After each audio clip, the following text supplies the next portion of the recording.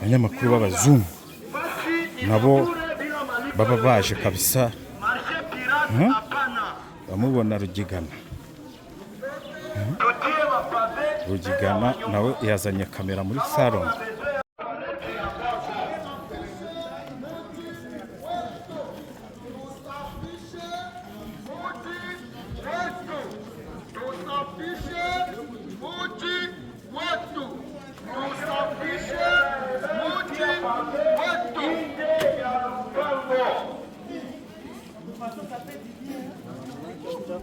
Talongo rompuwe Mutinga,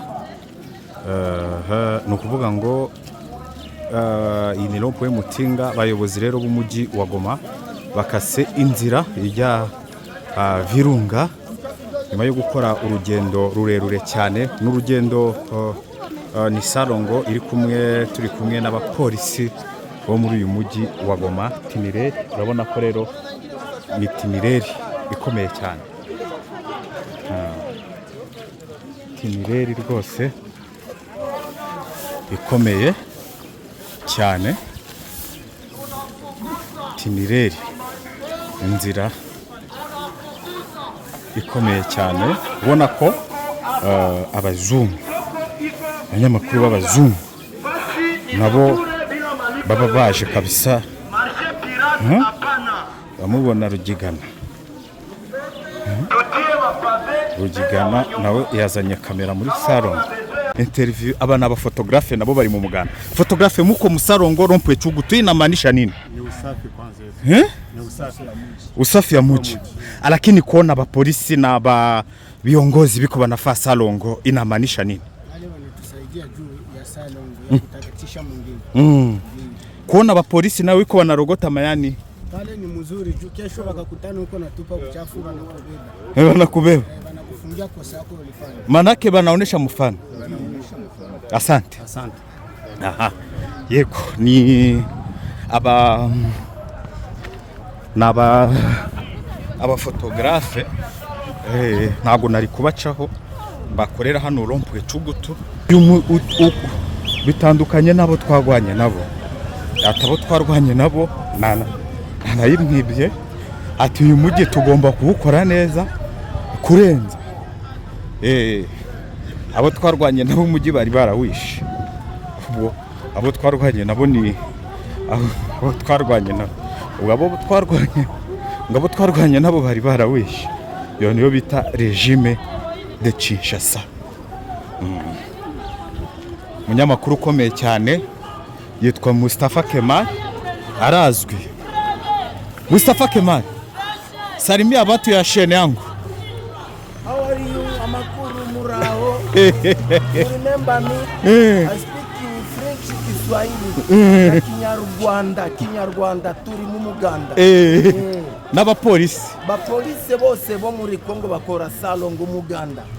Sawa. Asa. Thank you Iwacu. Merci. Thank you Iwacu YouTube. Thank you. Ngo rero yitwa Mustafa Kemal.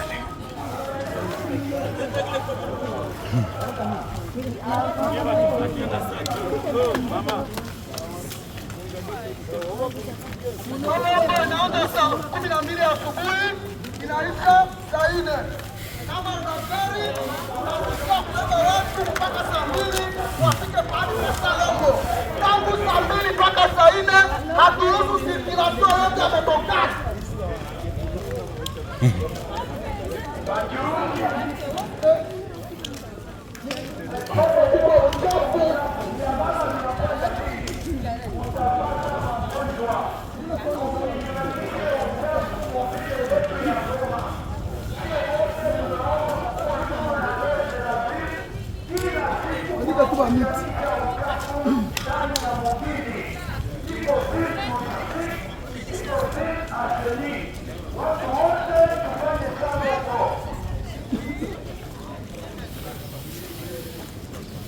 Kwenye kibanda sote nyuma ya mji tusafishe mji wetu, watu safi katika mahali safi.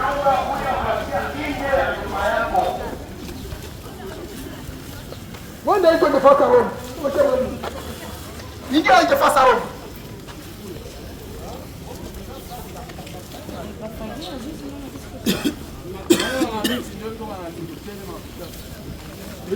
Baba kibanda hapa. Zaiko.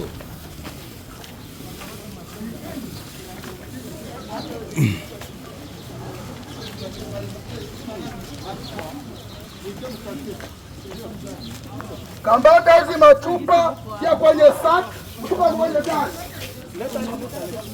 Mama Bwira kuya huku mbele.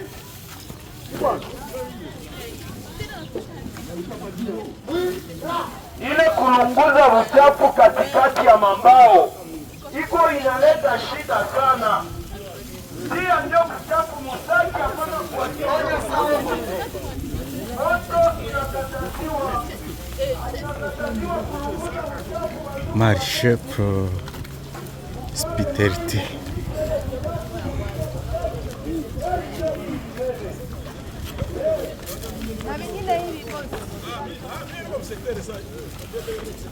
Sote nyuma ya meya mji tunafanya usafi ya mji wetu, tuhakikishe ya kwamba mji wetu inakuwa safi.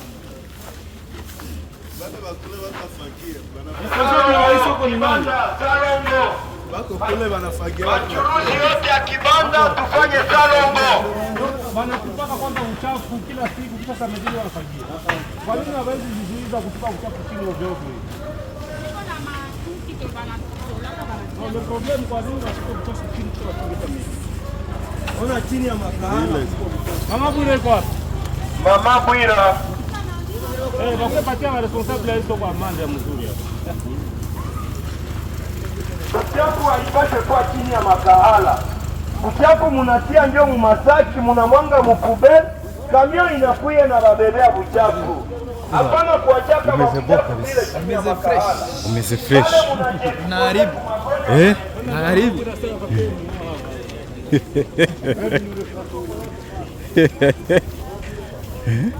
Mama Bwira unahitajika huku mbele.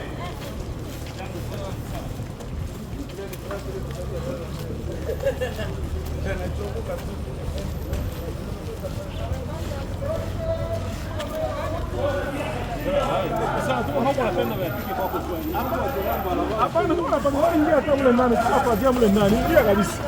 Mle ndani ingia sasa, mko bien. Mle sana. Tuko nataka zola sasa uchafu, tunataka zola uchafu tupakize mu magari, hebu tupakize. Tutie magari. Ndio tunataka pakiza hii.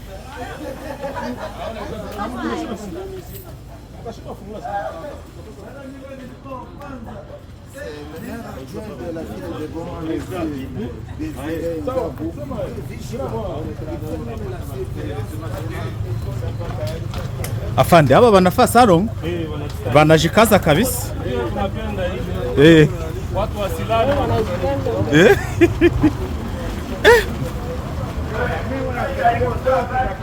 Muko muna improvise afande. Ndio, lakini hatupendi watu wakamate waone kama ni samedi tu watu wanapasha fanya salongo. Salongo ni ya kila siku. Yaani mtu anapasha ikala kwenye mazingira mazuri, hapana kufunga samedi ndio atulike. Ndugu wao. Mambo yanaendelea kazi ile. Njoo hapa. Unaona kuwa proper kama hiyo ndio mzee. Nikachunga ile afera huko Nitakuya atakuletea. Sawa, excellent. Sawa. Ulikuwa unaniambia? Nilikuwa nakwambia kama salongo ni ya kila siku. Watu hawapashe chunga siku ya 6 ili wafanye salongo. Watu wanapasha hakikisha mahali ambapo wanaishi na mahali ambapo wanatumikia kuwe safi kila siku.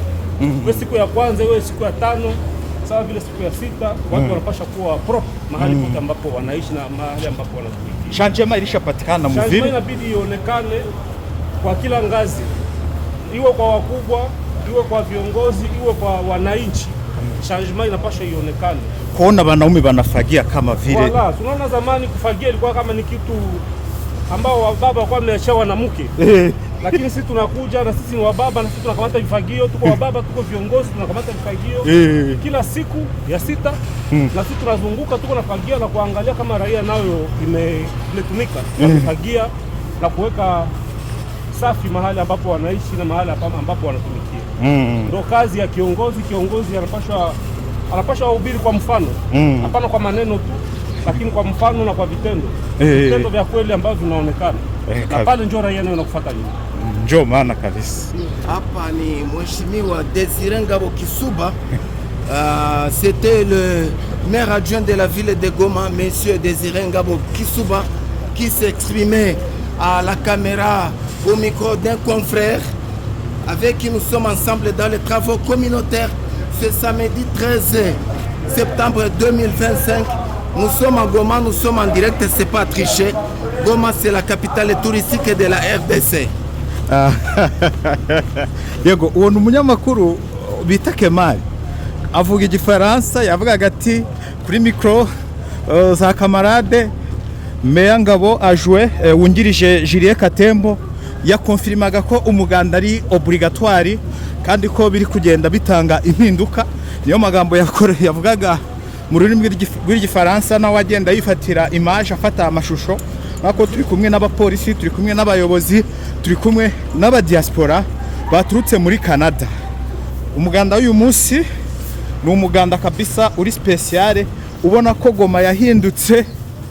Babazungu bavugaga ko ngo Kinanguvu ari inyeshyamba, Kinanguvu ngo yaje guharibisha ibintu.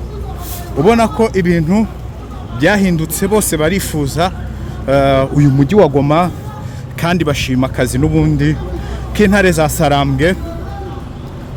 Urabona abapolisi b'intare za Sarambwe uburyo baba babukereye mu isuku. Iki nicyo bita impinduka.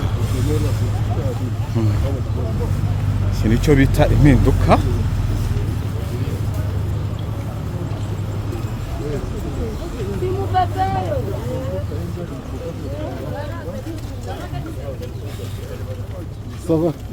Ça va.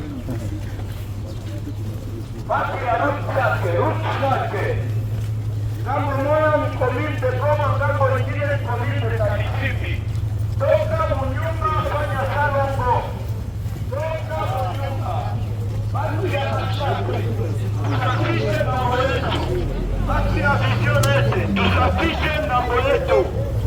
Tutadiscuter kuvyenu. Tumeenda. Aliongeaka tena tena tu. Tuko mkazi na sisi. Tuko kuserika. 40 voleurs. C'est ça comme bilan. Avant, il y avait 40 voleurs à l'époque de l'état de siège, mais aujourd'hui, 40 voleurs, ça appartient à l'histoire. 40 voleurs, c'est quoi? C'est-à-dire quoi? Plus de 40 voleurs, donc on a estimé 40 voleurs. C'était plus de 40 hommes armés qui venaient dans des maisons de la population et ils volaient tout sauf rien.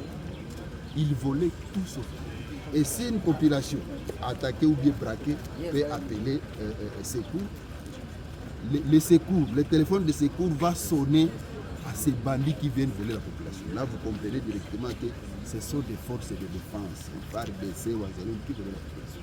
Maintenant, aujourd'hui, vous pouvez faire circuler le micro-baladeur. C'est maintenant Goma est sécurisé parce que 40 voleurs, ça appartient à l'histoire. C'est ça maintenant comme bilan.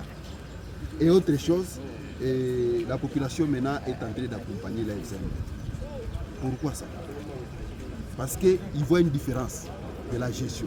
Nous sommes venus servir le peuple, nous travaillons pour le peuple. C'est la différence. Avant, c'est le peuple qui travaillait pour les autorités, mais c'est nous aujourd'hui qui travaillons pour le peuple. Et maintenant, aujourd'hui, vous allez remarquer, nous avons maintenant l'engouement des gens qui proviennent des diasporas.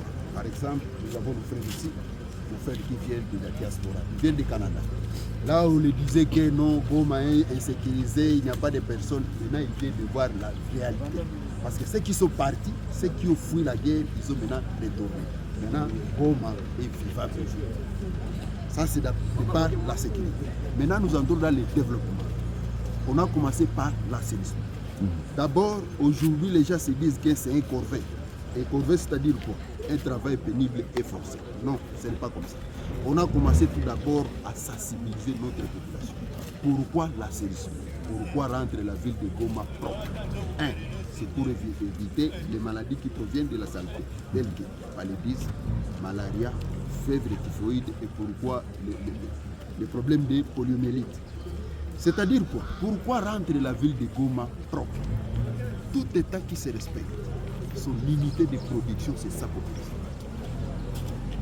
Via les taxes, les contributions et les impôts. Quand une population est en bonne santé, c'est-à-dire qu'il va produire. C'est comme ça qu'on s'était assigné, on a sensibilisé et voilà maintenant la population a pris ce programme en main et voilà la ville de Goma, elle est propre. C'est-à-dire que l'assainissement, on est en train de pousser et appuyer sur l'accélérateur pour maintenant chercher les bienfaiteurs. Parce que là où les immondices sont déposés, ça constitue aussi un danger. Parce qu'il y a les immondices dégradables et les non dégradables. Voilà, nos frères, nous sommes en train de coopérer avec ces frères, qu'ils puissent maintenant nous amener certaines choses, qui puissent nous aider maintenant, les non dégradables, qu'on puisse construire avec ça, par exemple des pavés, fabriquer des gobelets, et pourquoi des chaises à plastique. Les dégradables, on constitue ce qu'on appelle des engrais chimiques pour mettre dans des jardins pour que nos mamans puissent produire des tomates et des légumes. C'est comme ça. Autre programme que nous voulons faire, toujours dans l'assainissement, nous voulons planter des arbres dans la ville de Goma. Rendre la ville de Goma au moins une certaine. C'est-à-dire quoi? Et nous allons planter des arbres fruitiers. Pourquoi ça? Tout d'abord, lutter contre l'insuffisance alimentaire, parce qu'avec les fruits, la population ils vont consommer. C'est-à-dire quoi? Nous allons déposer à chaque parcelle de la ville de Goma au moins 3 arbres fruitiers. Lutter contre l'insuffisance alimentaire et aussi lutter contre le réchauffement climatique. C'est comme ça. Donc c'est-à-dire quoi? L'AFC M23 est venu avec une politique de révolution, de changement. Géré pas comme auparavant, mais même comme aujourd'hui. C'est pourquoi la population soutient l'AFC M23 parce qu'aujourd'hui, ils voient des changements. Et le changement est là et le changement est visible. À quelle fréquence cette opération d'assainissement est faite? Mensuellement, hebdomadairement, journalièrement, pour que nous voyions une ville aussi propre par rapport aux villes congolaises? C'est-à-dire quoi? On peut dire que c'est hebdomadaire parce que c'est chaque samedi. Chaque samedi, nous faisons les tours de la ville. À partir de 6 heures, toutes les activités, ça s'arrête. Maintenant, on autorise seulement les bus et les fonctionnaires. Donc, à partir de 6 heures jusqu'à 8 heures, les AFA, les bus et les motos doivent accompagner les AFA à l'école et les travailleurs. À partir de 8 heures jusqu'à 10 heures, tout le monde doit cesser et on doit travailler pour rendre la ville propre. C'est-à-dire quoi? Les salons, les travaux communautaires commencent à 6 heures et se terminent à 10 heures. Donc 10 heures pile top, ok, les activités doivent prendre. On a vu une dame dans vos équipes en train de taxer de personnes. On peut savoir pourquoi ils ont reçu ces billets de taxes. Ok, c'est-à-dire quoi? C'est un programme, c'est une mesure pour les autorités. Vous savez, quand une autorité décide par une mesure ou bien une décision, et que la population ne parvienne pas à respecter cette mesure ou bien une décision, et les autorités croisent les bras, c'est ça qu'on appelle l'absence de l'autorité. Mais nous, quand on a une mesure et que la population ne respecte pas, on doit sanctionner par un amende ou bien on te met à cachot pendant 2 jours, 3 jours et on te libère. Il faut comprendre qu'il faut changer ce pays et ce pays sera changé, sécurisé par nous-mêmes, peuple. C'est ça la politique. Et c'est comme ça qu'on est en train de pousser la population parce qu'avant on a commencé par la sensibilisation et aujourd'hui nous sommes en train maintenant d'imposer. Par exemple, aujourd'hui, on s'est assigné encore, nous avons lancé un communiqué sur les usagers de la route. Aujourd'hui, Goma, il y a beaucoup d'accidents. Ce sont des accidents qui proviennent de 4 choses. La première, excès de vitesse, ivresse et volant, non-respect des codes de la route et l'excès de volume dans des bus et par-ci-par. On s'est dit, on va chercher des tests. On va mettre sur la bouche, par exemple, des conducteurs et que si ça signale qu'il a bu de la boisson, ok, il sera sanctionné. C'est comme ça. L'État doit sanctionner, les autorités doivent sanctionner pour que la population comprenne qu'il y a la présence de l'État. Après votre tour, êtes-vous satisfait de la façon dont le projet de l'AFC sur l'assainissement est fait ou il y a encore beaucoup à faire? Oui, il y a beaucoup à faire, mais nous sommes satisfaits. Et même ceux qui proviennent, par exemple, qui viennent du Canada, il a compris vraiment il y a maintenant l'autorité de l'État à Goma. Parce qu'il y a un changement sur tous les plans. Si les plans sécuritaires, il y a un changement. Et si les plans de développement qu'on a commencé par l'assainissement, il y a un changement. Le mot. Merci. Ok, mais